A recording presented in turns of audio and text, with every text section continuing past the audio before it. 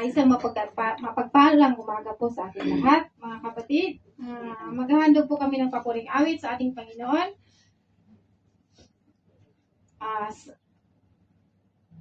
Psalms 9:9. Psalm 9:9, ang Ginoo mao ay dalampanan sa mga dalampanan, dinaog-daog usa ka kasaligdanan sa panahon sa kasamok. So sa Tagalog, ang Panginoon naman ay magiging matayog na muog sa napipighati, matayog na muog sa mga panahon ng gabagan. So, wala pa tayong ibang kanlungan kung dili ang ating Panginoon lang. Iwanan man tayo ng lahat, si Lord, hindi tayo iiwan.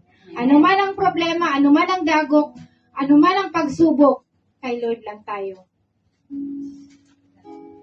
Kasi hindi niya tayo iiwan at mamamayan.